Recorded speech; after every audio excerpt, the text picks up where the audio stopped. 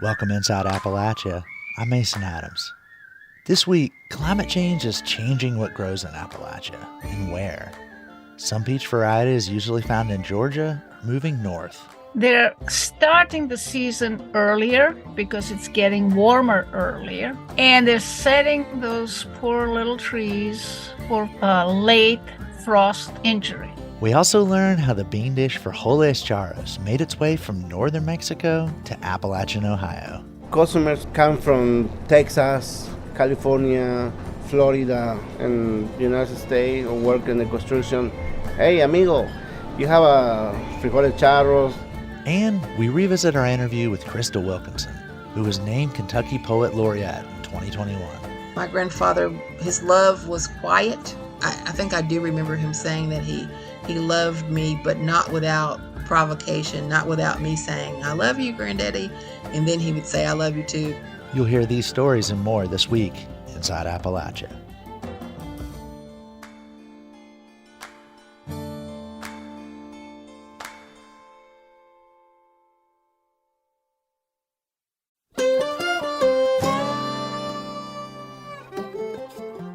Welcome inside Appalachia. I'm Mason Adams. A bowl of brothy pinto beans is comfort food for a lot of folks here in Appalachia. In southeast Ohio, one man is serving up soup beans that remind him of his childhood home. Frijoles charros, or charro beans, is a popular dish among the ranching communities of rural northern Mexico. Now, they're on a menu in the former coal town of Wellston, Ohio. Folkways reporter Nicole Musgrave has this story. Walking off the quiet streets of downtown Wellston, Ohio, and into Viva Jalisco, all my senses light up. A lively mariachi waltz plays throughout the dining room. The walls and booths are decorated with brightly colored depictions of agave farms and Frida Kahlo paintings. The scent of garlic and onions and chilies wafts through the air. I'm greeted by Juan Rios, the owner of Viva Jalisco. How are you? Good, how are you? Good. I'm Juan. Juan, I'm Nicole. Nice to meet you. Good to meet you. Juan takes me back into the kitchen, where a pot of frijoles charros is simmering on the stove. This is for charros, frijoles charros. Right now we cook probably another 20 minutes. Juan moved to the U.S. when he was 20, and since then, he's primarily worked in restaurants. He started out bussing tables and washing dishes. Then he learned to cook, and eventually he opened his own restaurant. Juan's mom gets a kick out of the fact that he's learned to cook. I never cooked myself in Mexico. I just let my mom, my sister cooking, and we come in here, you see, we cooking now here. My mom laughed at me because, you see, you're in the United States and you're cooking now yourself. Yes, right? So when you were learning to cook in the restaurant, did you ever call your mom and ask for advice? Sometimes, yeah. Sometimes I said, Mom, can you tell me how to make it this? Okay. If she know that how to make it, they told me how to make it. One dish that Juan remembers his mom making back in Mexico City is frijoles charros, or charro beans, the same dish she's making today here in Wellston. Charros in Spanish means cowboy, so the name frijoles charros harkens back to the stew's history as an important food tradition in rural ranching communities of northern Mexico. In order to sustain the workers during long days of herding cattle, the stew is packed with protein. Along with beans, frijoles charros is heavy on the meat. In his version, Juan cuts up 3 different kinds of meat to add to the beans. Bacon, hot dogs like we call salchichas, and a ham. So this is we cut it before we call it charros. Juan says that growing up, frijoles charros was something the women in his family made for special occasions or large gatherings, like weddings, holidays, and quinceañeras. He explains the soup beans were served at the beginning of the meal. Before you got your meal, you got your frijoles charros. It's what's for you started. And you can get like your chips or your tortilla. Just pour a spoon hot sauce, you pour onto your frijoles charros and start eating before your meal coming. Yeah. So it's like an appetizer. Yes. In addition to being a staple at family gatherings, frijoles charros is a common side dish in restaurants throughout northern Mexico and along the U.S.-Mexico border. But historically, it's not something that's often seen on menus at Mexican restaurants in southern Ohio. Elena Fallis grew up in northern Mexico and moved to Ohio at the age of 17. Elena lived in Ohio for 30 years, where she went on to teach at The Ohio State University. These days, she's at Texas A&M, but is also working on a digital oral history project about Latinx in Ohio, which is being archived at the Center for Folklore Studies at Ohio State. Elena thinks one reason that charro beans aren't as visible in southern Ohio might have to do with spice. I would say that the fact that traditionally charro beans have been spicy, that might be what maybe makes Mexican restaurant owners not make as much or not have it in their menu because of the level of spiciness. Elena explains that when she first moved to Ohio around 30 years ago, a lot of the Mexican restaurants in the area were white-owned, and they catered to a mostly non-Mexican, non-Latinx audience. So they were cautious about not making their food too spicy. And the food they did serve was often a kind of Tex-Mex. When I say Tex-Mex is, the meals that always come with rice and beans and maybe cheese, right, on top. The influence of like chips and salsa always at the table, which you don't always find at restaurants in Mexico. Elena says that over the past decade or so, more and more Mexican-owned restaurants and taquerias have popped up in Ohio. And they're offering dishes geared towards Mexican and other Latinx consumers. Things like menudo and tacos made with tongue and tripe. I don't think I've ever been to a sort of traditional American restaurant that ever has tongue in their menu, right? So I think that a lot of the Mexican restaurants that are Mexican-owned in Ohio have this sort of mix of dishes in their menus. So you do have some dishes that have more of a Tex-Mex flavor, and then you have other dishes that are clearly more for the Mexican consumer. Elena says that having that mix of dishes is a way for restaurant owners to survive, while also maintaining a taste of home. And she says it's an invitation for non-Mexican customers to try something new. Back in the kitchen at Viva Jalisco, Juan adds a large can of jalapenos to the pot to give his soup beans some heat. So we pour jalapenos with the juice. You see the juice? And we use La Costeña sliced jalapenos. Okay. So let's keep it a little bit spicy. When Juan first started working in restaurants around southern Ohio, he noticed that most of the customers were weary of spicy foods. So frijoles charros wasn't something he put on the menu when he first opened his restaurant. But now that he's been in the region for a couple decades, he's seen a shift. People are requesting more spice. We're here for almost 20 years. A lot of people start asking for hot sauce, jalapenos, put jalapenos in my fajitas, okay. And customers have actually started asking for frijoles charros by name. Sometimes it's Mexican or Mexican-American customers who are in Wellston for travel or work.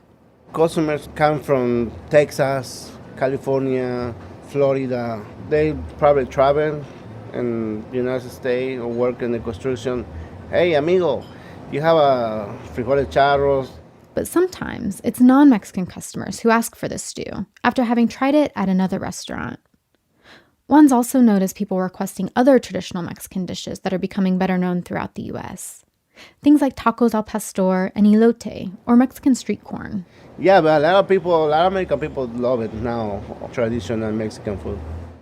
With changes in customer base and customer preferences, Juan has started serving frijoles charros once a week on the buffet line at Viva Jalisco. And he plans for the dish to become a permanent fixture on the menu. We got a new menu coming probably in the next few weeks. We want to add frijoles charros and the appetizer. And he said that there's also lots of days when there is a pot of frijoles charros simmering on the stove. Customers just have to know to ask for it. For Elena Fallis, she encourages non-Mexican, non-Latinx customers to seek out these foods that might not be as familiar to them. Yeah, you can have your sort of traditional comfort food, or what you associate with Mexican or Tex-Mex. But look for other dishes, right, that they might interest you. They might become your favorite. So why not give it a try? In the kitchen, today's pot of charro beans has finished cooking. Amidst the sound of the on-duty cook cutting onions, Juan ladles me out a piping hot bowl. So you can try the frijoles charros. Okay. But be careful, you'll be hot. As someone who's not too keen on spicy food, I was a little nervous. It's spicy, but it's not too spicy. Yeah. But that little bit of pickled flavor is really nice. The smoky flavor, the rich broth, and the acidity of the pickled jalapenos won me over. For Inside Appalachia, I'm Nicole Musgrave in Wellston, Ohio. Beans aren't just on the menu at Appalachian restaurants. They're also on kitchen tables, like in this next story, which Folkways reporter Zach Harold reported back in 2022. Our former co-host, Caitlin Tan, makes an appearance in this story too. You take all the bad ones out. Our Folkways reporter Zach Harold is on the show with us today. So what are we hearing right now? That is my grandmother, Evelyn Adkins, sitting at her kitchen table. She's dumping a bag of pinto beans right onto the floral tablecloth, and she's going through them one by one so she can get ready for our weekly Monday night pinto bean dinner. Like sometimes you find a rock in them. And I always pick out the halves too because they don't cook pretty. So you're telling me you guys do this every week? Every Monday night for as long as I have been alive. I think a lot of people in our region can probably relate to that kind of tradition. As a matter of fact, I know a lot of people in our region can relate to that because last year I got on Twitter and asked folks to tell me about a food their mamas made that was uniquely Appalachian. And so many people told me about their granny's beans and cornbread. But, I'd never thought about beans and cornbread as an Appalachia-specific thing. I mean, you can get them anywhere there's a Cracker Barrel or a Bob Evans. And yet it was clear that lots of people from Appalachia identify this meal with home. So that made me start wondering, how did it get to be this way? And I, of course, had no idea where to find the answer, so I just started contacting people who had replied to that tweet. And that's how I ended up on the phone with John Porter. It's really just one of those things that makes me think of home, and I think it's something that just makes me think of West Virginia. Lucky for me, this guy knows his beans. So I am the Urban Agriculture Program Coordinator for Nebraska Extension. Nebraska is the number 3 producer of dry beans in the country. I would say most of the pinto beans that are eaten in West Virginia are grown in either Nebraska, South Dakota, or North Dakota. John lives in Nebraska now, but he grew up in Wayne County, West Virginia. My dad, his family was really poor. The way he put it was, we had beans and taters for dinner and taters and beans for supper. Beans and cornbread is probably what made it possible for people to live in this state, like beans and corn together. So beans and cornbread is like all the amino acids that your body needs. So it's basically like the nutritionally perfect food. I like that. Nutritionally perfect food. Zach, how do you think they figured that out? Oh, this is something Native Americans figured out long before white people showed up. Throughout North America, tribes were practicing what's known as Three Sisters farming, where you co-plant beans, corn, and squash. If you're thinking about like a traditional kind of cornfield, what you'd imagine a cornfield looking like, imagine that with beans and squash worked into it. That was at the scale that it was practiced at by the historic Cherokee Nation. That's David Anderson in North Carolina.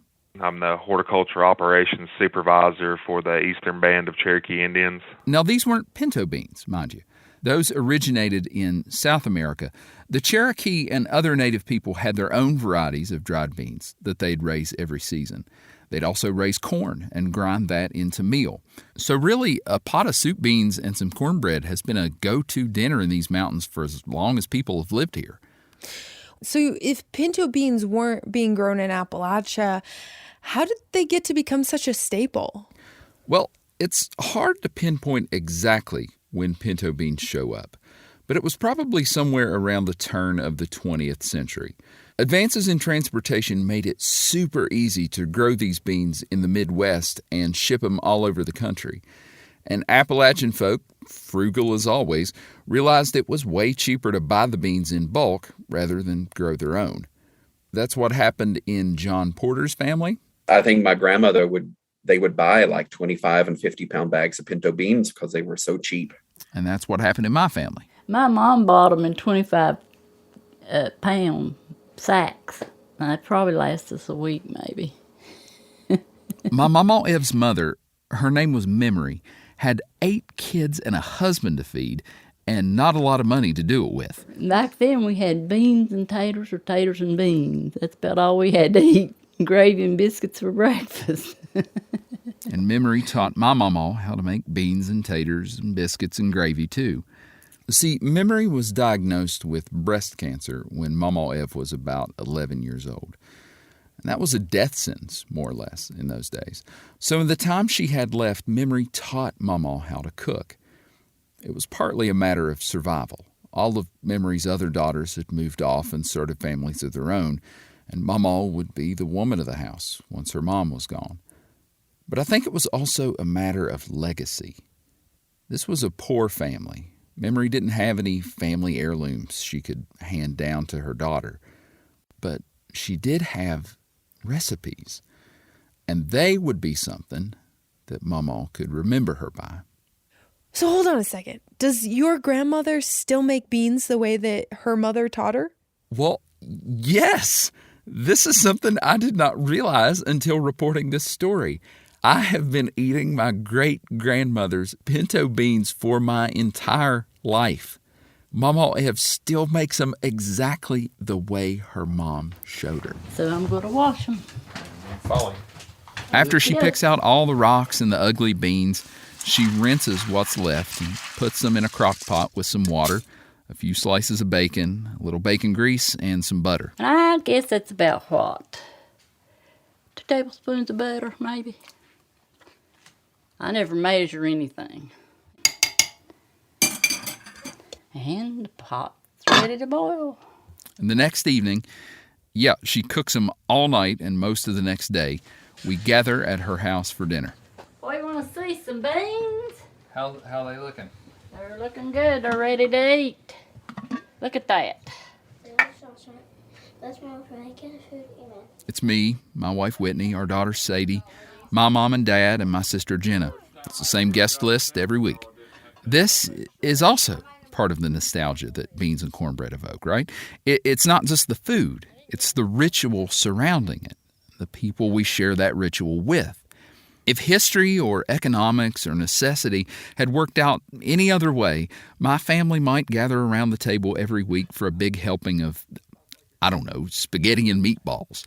But for us, and so many other families, it's pinto beans and cornbread. I made them last night. Here goes. I'm just getting a little bit. Now, my sister Jenna doesn't usually eat soup beans. She says it's a texture thing.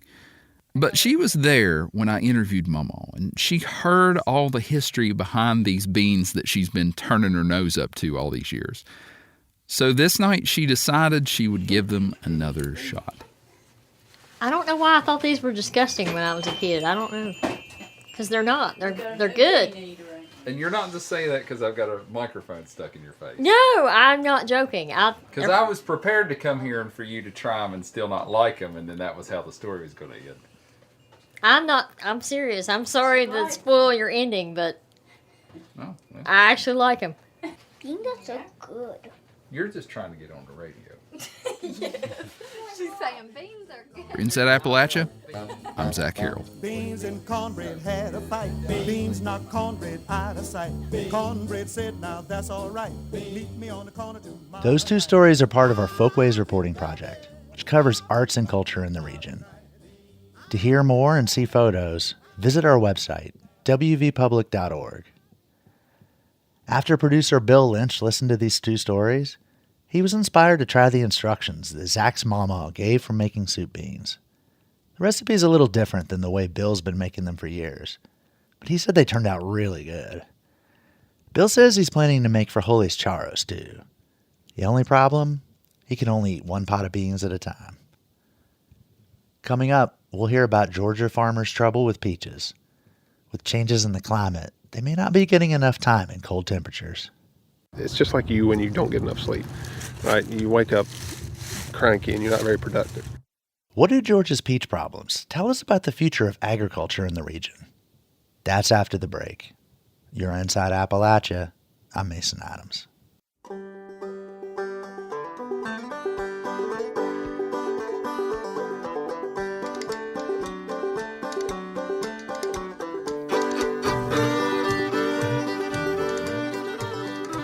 Support for Inside Appalachia is provided by Concord University, focusing on students' futures. Classes available at concord.edu/apply. Cornbread and butter beans and you across the table, eating them beans and making love as long as I am able. Hoeing corn and cotton too, and when the day is over, ride the mule and cut the fool and love. Georgia is known for its peaches. They're practically a state symbol. You can find peach trees throughout the state. But now, varieties once found only in the southern part of Georgia are moving northward into Appalachia. That's because fruit trees need a certain amount of cold weather, and climate change is resulting in milder winters and earlier springs. It's not just peaches. Climate change affects all sorts of fruit, from apples and blueberries to pawpaws, pears, and plums. Jess Mador has this story of fruit tree migration. It begins in Georgia. At a farm about an hour from Atlanta, peach trees extend across the horizon in endless rows. Standing in the dirt, wearing rubber boots and a green jacket, is farmer Lawton Pearson. This is his farm. His family's been growing peaches here for generations. I'm the fifth generation. We've been growing peaches here since 1885. Pearson Farm is growing about 200,000 peach trees here. At this time of year, their twisty branches are bare. The trees are dormant. It's a critical time for peach trees. They need hundreds of so-called chill hours with temperatures between 32 and 45 degrees. Without enough cold, they won't produce fruit. It's just like you when you don't get enough sleep, right? You wake up cranky and you're not very productive. This is what happened not long ago, Pearson says. In 2017, we had a really warm winter. It's not the first time that's happened. And when it's dramatic, it can have a dramatic effect on the flowers. They won't open, they don't pollinate, they don't set. That year, Georgia's peach industry lost roughly 80% of its crop. It's a tricky business. Pearson says even when peach trees do get the chill hours they need to bloom, their fruit can be wiped out by a sudden frost, like last March. Everything was going right, but then March 12th, it got down to 20 for 12 hours. And we were out here burning hay bales and running wind machines and doing everything. The harvest produced just 60% of the farm's peach crop. It hurt blueberries, it hurt us. That's difficult to make a crop when it gets that cold. What they need is a good, consistent, cool winter. Pretty much every fruit tree species needs chill hours. Mirjana Bulotovich-Danilovich teaches at West Virginia University. She's an expert horticulturalist who specializes in tree fruits. In West Virginia, the two major ones are peaches and apples. And as temperatures increase, she says producers are dealing with new problems because fruit trees are really sensitive to even minute changes in ambient temperature. All of this means trouble. They're starting the season earlier with this climate change because it's getting warmer earlier. And they're setting those poor little trees for late frost injury. More flooding and extreme drought are also increasingly common across Appalachia. To help West Virginia fruit farmers survive into a hotter future, Bulotovich-Danilovich advises them to diversify and try new varieties that need less chill time. You definitely need to, instead of having, let's say, Golden Delicious, Red Delicious, you're going to go with maybe Pink Lady, and you're going to go with some other varieties that have much lower requirement. The same thing goes with the peaches. Soon, she says, West Virginia peaches could look and taste more like peaches that are now grown further south. You're going to be kind of moving some of these species from Georgia into West Virginia and replacing something that was a staple in your production. You're going to go down and find some of these Georgia peaches and southern varieties. She says farmers are used to dealing with change and adapting to survive.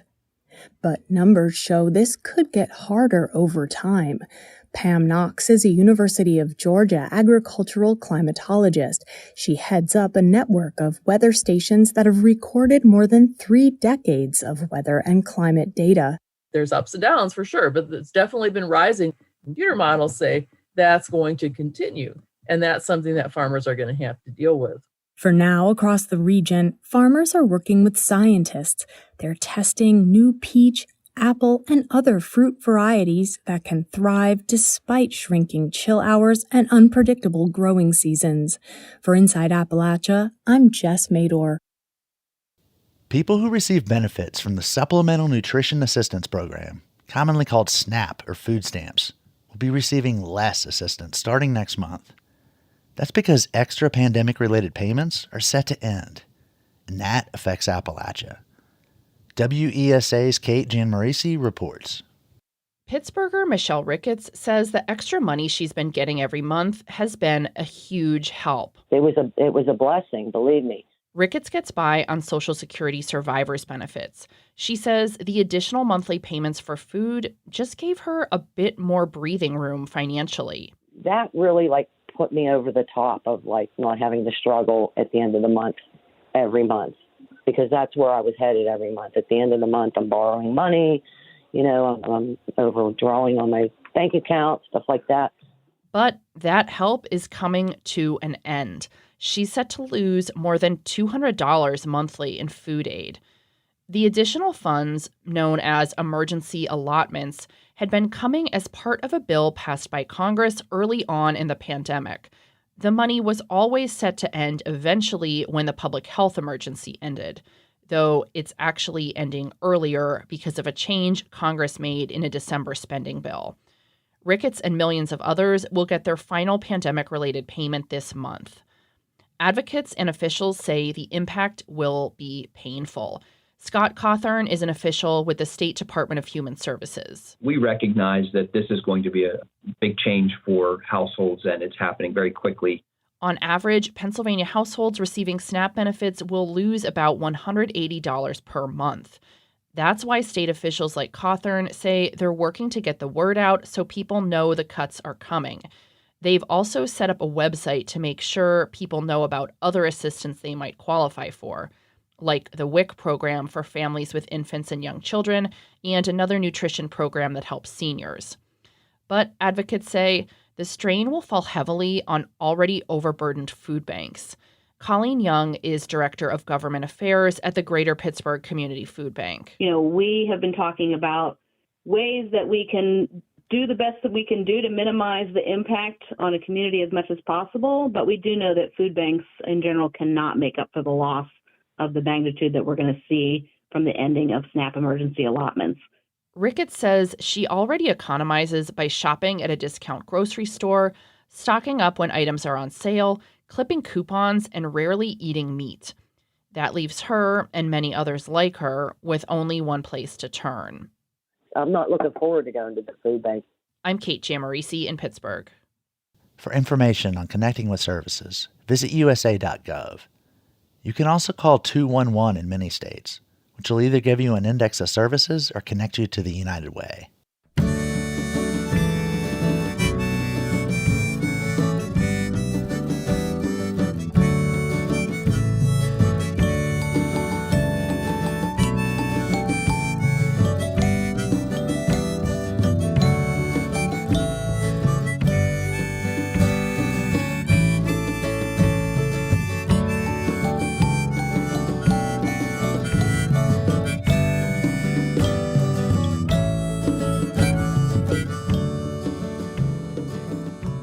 Much of Appalachia has an aging population, and with fewer services available in rural communities, it's often left to families to care for the needs of seniors. That includes end-of-life care and beyond. But talking about funeral arrangements can be awkward.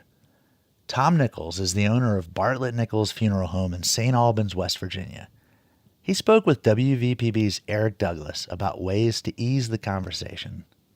What's the process? What do you need to know? What do you need to do? What are the options, I guess? When you come in, we'll ask what type of arrangements you'd like to arrange for, whether it be burial or cremation or whatever else you may have in mind. And you let us know. Then at that time, we'll get information. Then we'll show you pricing, depending on what we're doing. Say we're doing a burial, we'll go over a general price list, show you our charges. Then we'll go over caskets, and then a vault if you need a vault, cemetery. And so then we'll go into the selection room where caskets are. We'll show you what's available, and then you let us know which one you'd like to use. Then we'll come back and talk about a vault. If you are burying in a cemetery, it requires a vault.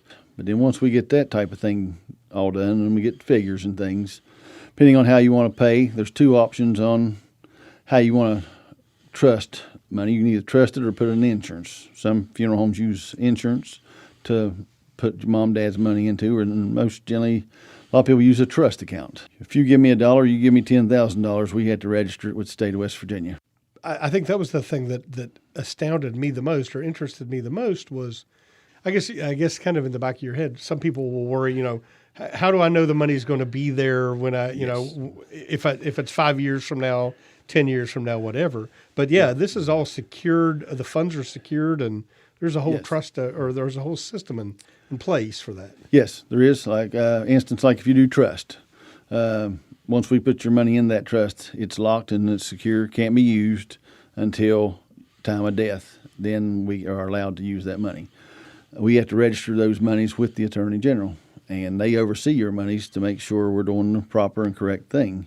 Not trying to, you as a consumer is who they're looking out for. That was the part that interested me the most. I mean, I actually got a letter just a month or so later from the Attorney General's office saying, this money is secured and we got it. I had no idea that was a thing. Yes, that's what they do. Once we register, then you do get a letter. Like I said, it can be 2 weeks to 4 weeks on average. You will get a letter from the Attorney General stating that, dear Mr. Douglas, we see you purchased a pre-need funeral through whatever funeral home you selected, and that just tells you we're doing what we're supposed to be doing, registering it. And then when death occurs, then it's what we got to do a death report. And we also got to send to the Attorney General if the money was in there for 5 years and it drew interest, we have to show them what interest it grew and if there's a refund coming back to you or not. Just because money's in the account, we can't keep all of it because the interest is what goes with the inflation of our business. And if there's more monies than what you paid or what today's price is, then we have to refund it back to the estate. If the price has gone up and it's more than what I put in there, then the funeral home eats that charge. Okay. You don't pay the difference or anything because you paid it in full like 5 years ago, like you purchased. Right. And then we take the chance on taking that loss at interest and things, which this day in market, it very seldom keeps up. What's the average? I mean, is it 5 years? Is it people coming in 30 years in advance? What's kind of the average of people coming in to pay for? Majority is older people, but we do have the middle age and a few young ones that's been come in just to take care of things themselves, just so they're prepared, and so their mom and dad or something don't have to worry about it. They can take care of it, and I don't even know that I'd considered it until afterwards, after when I went through this process with my own mom. It was a relief afterwards. It was you know what? All that's done. It's all paid for. I don't even have to think about it. I literally just have to make a phone call and then show up. Yes, phone call, and then usually that's just when we'll meet one more time to go over times and things of what day you want to try to set schedule and your services and things, and then of course coordinate with your minister and the cemetery and things like that. So. Now, when I took Mom in, she ended up choosing some things I didn't imagine she would choose. And perfectly fine. I mean, it's not like she didn't, but it was just like, oh, I don't know that I would have thought to do that if she hadn't been there to make those decisions. It helps. Because that way, where you didn't know and she told you, you know that that's what she wanted, and you don't have to second guess. There's not a doubt in my mind. She got exactly what she wanted. What she wanted. And that's what makes it easy. She helped you, and no regrets or anything. And that was Tom Nichols speaking with Eric Douglas. The interview is part of the series Getting into Their Reality, Caring for Aging Parents. To read and listen to other stories in the series, visit our website, wvpublic.org. Bald eagle populations in Pennsylvania and the U.S. have rebounded over the years, but some are still dying from lead poisoning. WPSU's Ann Danahy spoke with the certified wildlife rehabilitator about the lead in ammunition and its unintended impact. Robin Grabowski is the founder and director of Center Wildlife Care. There, they treat everything from baby bunnies to bald eagles. When things go well, that means releasing animals back into the wild, but that's not always possible. Case in point, a bald eagle they recently tried to treat for lead poisoning. Usually when we have an eagle, it takes 2 or 3 people to hold them and medicate them and treat them, or to take blood. This eagle was so weak, one person could easily pick this bird up. The Game Commission had found it and brought it to Center Wildlife, but they couldn't save it. That's the characteristic signs of lead toxicity, is they become very weak, too weak to fight, too weak to fly. Grabowski says there's a simple solution, using non-lead ammunition. And it's not just the wildlife. If you're hunting and catching these animals to feed your family, that meat could have lead in it too, and it could be a powdery residue that you don't see. Another option, Grabowski says, is using less expensive lead ammo for target practice, but switching to copper when hunting. In State College, I'm Ann Danahy.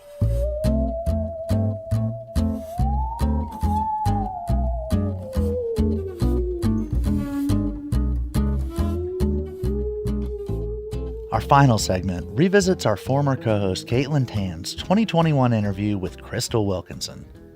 Wilkinson was the first Black woman to be named Poet Laureate of Kentucky. A lot of her writing focuses on Black women and their experiences in Appalachia. Wilkinson grew up on her grandparents' farm in Casey County, Kentucky. Her grandfather, Silas, raised cash crops like corn and tobacco. Caitlin began by asking Wilkinson to read a poem. She chose an ode to tobacco and her grandfather. Oh, tobacco, you are the warm burnt sienna of my grandfather's skin, soft like ripe leather. I cannot see you any other way but as a farmer's finest crop. You are a Kentucky tiller's livelihood. You were school clothes in August, the turkey at Thanksgiving, Christmas with all the trimmings. I close my eyes, see you tall, stately green, lined up in rows, see sweat seeping through Granddaddy's shirt as he fathered you first. You were protected by him, sometimes even more than any other thing that rooted in our earth. Just like family, you were coddled, cuddled, coaxed into making him proud. Spread out for miles, you were the only pretty thing he knew. When I think of you at the edge of winter, I see you brown, wrinkled, just like Granddaddy's skin. A 10-year-old me plays in the shadows of the stripping room. The wood stove burns. Calloused hands twist through the length of your leaves. Granddaddy smiles, nods at me when he thinks I'm not looking. And you are pretty and braided, lined up in rows, like a room full of brown girls with skirts hooped out for dancing. Crystal, that's beautiful. The imagery that provokes is incredible. Thank you. Did you write most of these poems in the past year, or has it been accumulation of over many years? Some of them are fairly new poems. In most ways, this is a book of collected poems, some of them going back for a decade or more. But when I looked at the themes, I realized that the same themes that haunt me now are themes that have haunted my writing for a while. And when you say things that haunt you now, can you expand on that? Well, issues of girlhood, particularly Black girlhood, racism, political awareness, and how you gain those things as a young girl growing up in a rural area, how those sort of socio-political issues affect a rural person and how they affect an Appalachian person perhaps differently than they would an urban person. It's been a really crazy past year. I mean, obviously we've had the pandemic and quite the presidential election, but our country's had almost this reckoning with social justice issues. I mean, everything from Black Lives Matter and police brutality, but then also more recently Asian American hate crimes. I'm wondering what have been your reflections from this past year? I mean, I think it's been a difficult year, but I like to dwell on hope. And my hope is that, particularly when you think about what I see as a rising Asian movement that is parallel to the Black Lives Matter movement.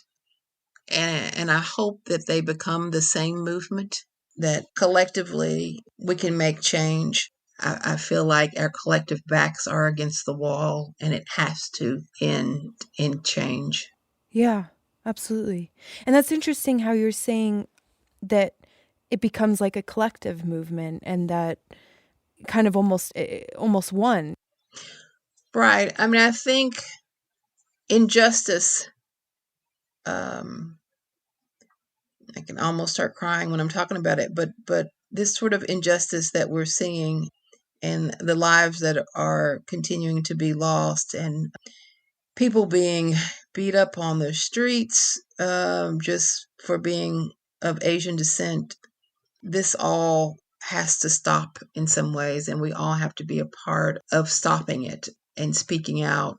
And again, I see that marching in the streets and holding government accountable, holding the people who are doing this violence accountable, but also holding our individual selves accountable and our family members, even when no one's watching, sort of stopping people in their tracks when they say something disparaging about another race or ethnicity is the way that we have to combat it.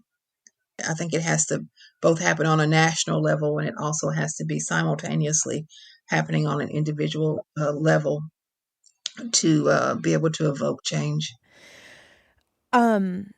I wanted to rewind really quick. Can you tell me a little more about your granddaddy? I just love the imagery that came from that poem. Yeah, I think as a rural man, irregardless of race, my grandfather, his love was quiet. He was really concerned about providing for his family. We all knew that he loved us, but his main thing was the crops and the making sure that his daily chores were done. I think I do remember him saying that he loved me, but not without provocation, not without me saying, "I love you, Granddaddy," and then he would say, "I love you too," sort of sternly. But I think that was the generation that he came from. But I remember being sort of taken aback as a child when I would go with him out into the fields, how tenderly he treated, how he doted on his crops. That was one of my, I guess, as an early writer, I made these sort of observations, and that was one that stuck with me. Like, he really loves this land. And I remember thinking, does he love me the same way? And so then I began to look for signs that weren't verbal or that weren't necessarily physical signs of affection toward me. And so I think that thought stayed with me all of these years, and particularly these early poems in the first section are sort of an ode to my grandparents. I was raised by my grandparents, and I was reminded of all of that during this pandemic, living in the city now and being a professor and being sort of tied to Zoom. I got a little stir crazy, and one of the ways that these poems began to bubble up was I started ordering seed last year, and I got out there and dug around in the dirt and planted tomatoes and peppers and sort of gave myself sort of an everyday routine in that way when we were sort of on lockdown. Of course, it took me right back to my childhood and remembering those things that I did when I lived back home in the hills, and the work that my grandparents did daily, and how important it is and was to have your hands in the dirt for solace, for nutrition, and all those other things too. But there's a sort of a spiritual connection, I think, that I was able to return to. And so there's some poems in here about that as well. Do you think you will have a garden again this year? Yes. I said my ancestors would be ashamed of me because I was so bad at it. Like, I went out there with an attitude, like, I know how to do this. This is part of my upbringing, part of my muscle memory. Of course I know how to plant tomatoes. This will be great. And my tomatoes were horrible looking. My squash died. It was just a mess. So, I'm going to do it again. Hopefully redeem myself as a woman of the hills, and hopefully I haven't gotten outside my raisin, and remember I can do better this time. Can you tell me a little bit about the title Perfect Black? How did you come to that? Well, it's part of one of the poems. There's a poem called Fat and Black and Perfect. So that's about body positivity. But I started thinking about this idea of Blackness. So it becomes a part of the book as well, as far as an overall theme. Because I think this idea of a monolith of Black people, so in a way, this book is sort of dispelling these sort of stereotypes about Blackness. I think many people think of Blackness as being a rural phenomenon. So I think that so many of us who are from the mountains, from Appalachia, are sort of dismissed or sort of invisible to mainstream society. They don't really think that we're here. So the title also sort of leans into that idea that a rural Blackness and Appalachian Blackness can also be a perfect Blackness. There is no one way to be Black in America. Yeah, I think it's very important. And another thing that you mentioned was the poem about body positivity. And I think that's such an important topic, and it's something that a lot of people, and especially young people, really struggle with. So I think that's really cool that you touched on that. Is there any chance you'd be willing to read a little bit of one of the body positivity poems? I'll read this one. This one is called Black Body. My black body is a boulder, a stop sign. Sometimes I think my body is graceful, a song of freedom. Sometimes I think it is something that every eye casts away. I must concentrate if I want to fit into small spaces, slip into the eye of America's needle.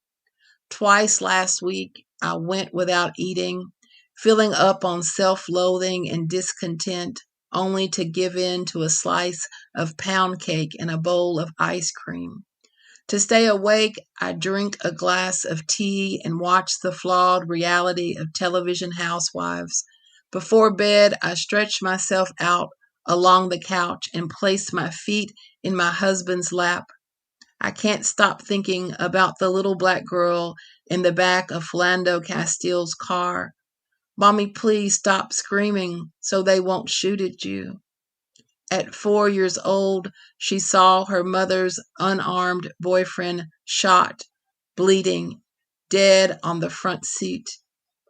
I can keep you safe, she tells her mother. My body embarrasses the famous white woman at the writing conference as if my fat will rub off on her if she gets too close. When I'm sick, I want buttered sweet rice and a tender hand moving in circles on my back. Yesterday, I ate meatloaf, mashed potatoes, and green beans at the Cracker Barrel in Tennessee. The white waitress called me baby doll. Once I remember feeling the quickening of babies in my womb, 4 tiny hands pressing against my navel, 4 tiny feet pressing against my ribs. Wow. Crystal, the way you're able to touch on your childhood memories and then your current day experiences and then the Black Lives Matter movement, I didn't expect you to be able to touch on all of those within one body positivity poem. I mean, remarkable. Thank you so much. Well, Crystal, anything else you want to share or that you're looking forward to this summer? I just had my second shot, and so I'm looking forward to hugging my children. I'm looking forward to getting out of the house a little bit more and having at least some normalcy to my life, and that's what I sort of hope for everybody else, to be able to get to that, and maybe we can get some distance from this pandemic. So I'm definitely looking forward to that. And better tomatoes. Yes, please. I'm going to call on my ancestors, and hopefully they'll remind me of who I really am. That was Crystal Wilkinson. Kaylin Tan spoke with her not long after she became Kentucky's Poet Laureate in March of 2021. Poet Laureate served for 2 years in Kentucky, so Wilkinson is winding down her term. She's scheduled to appear at the Appalachian Writers' Workshop in July. Her upcoming culinary memoir is called Praise Song for the Kitchen Ghosts.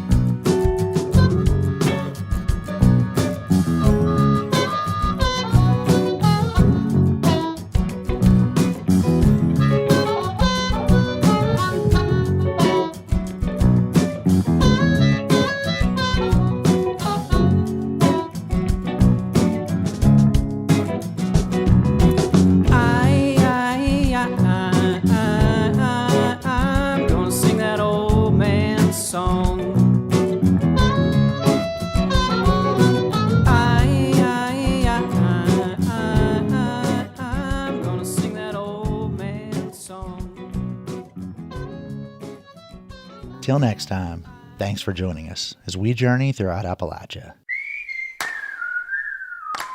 Our theme music is by Matt Jackford. Other music this week was provided by Town Mountain, Carolina Chocolate Drops, Sierra Farrell, West Swing, and Paul Loomis. Bill Lynch is our producer.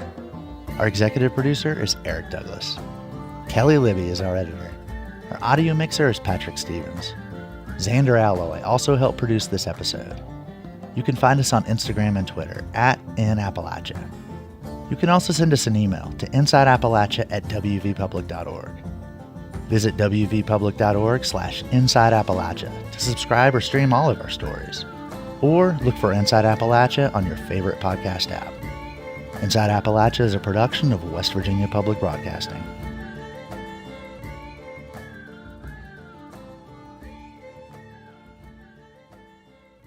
Support for Inside Appalachia is provided by Concord University, educating the people of our region and beyond for more than 150 years. More information at concord.edu.